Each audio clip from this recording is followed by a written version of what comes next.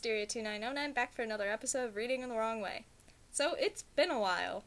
Lucky me, had to get all 4 of my wisdom teeth removed.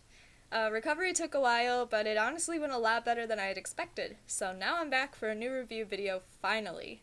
This time we're going to be exploring 07 Ghost by Yuki Amamiya and Yukino Ichihara.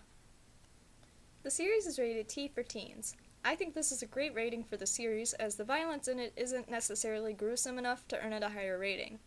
That being said, there are some themes that might be considered a little mature by some, including the setting of a church which worships their very own gods that appear as giant skeletal beings, Core who steal dreams and drag people into darkness, the idea of reincarnation, as well as the sale and distribution of children as slaves.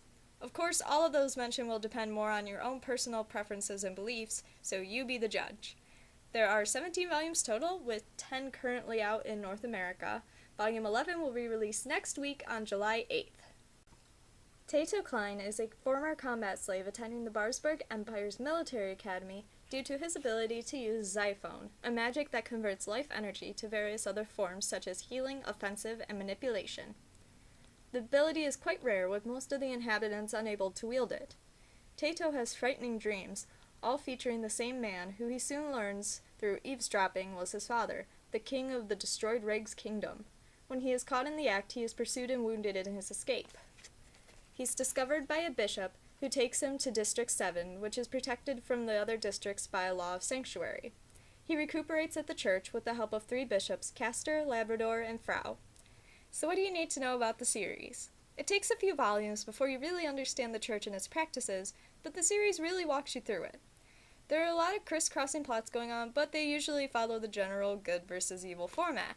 While Taito fights against the Barsberg Empire and their military, the 7 ghosts fight against Verloren and his core.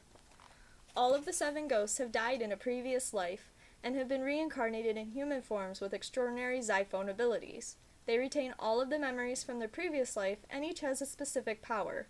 Though the story itself is fairly heavy and dark, there's a lot of comic relief, giving the story a more light-hearted tone when things take a turn for the worse. The artwork is a mix between shonen and shoujo, in my opinion. The action scenes all have thick lines, but the characters tend to be towards the light shoujo style. There's great detail in the characters' hair, and their eyes are large and expressive. If one were to look even closer at the bishops themselves, you could even spot the classical shoujo male stereotypes. Frau would be the naughty type, a womanizer that also hides his porn within the church's library. Castor would be the cool glasses type, helping Taito with his training and always seeming to know what to do when a problem arises. And Labrador would be the lolly Shota type, with his love of gardening and his pretty young face. There are bonus comics at the end of each volume, generally 4, which are not necessarily related to the volume's events.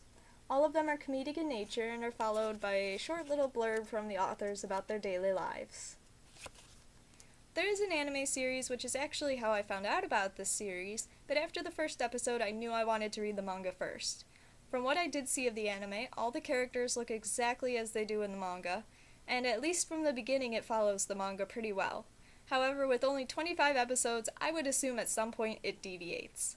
It still has the nice balance of a serious storyline mixed with comedy. So that about wraps up 07 Ghost. It's a great series of moderate length with a complex storyline and comedy to balance it out. Hopefully there won't be anything else to postpone my future videos. This is going to be the July video because I'm also in the middle of reading for my local library summer reading program. I hope you guys have also joined in if your library offers them. When I was given freedom, oh, all I did was plead. When I turned back, there was nothing to see. You closed your doors before I could open mine. Now I know, now I see, it was a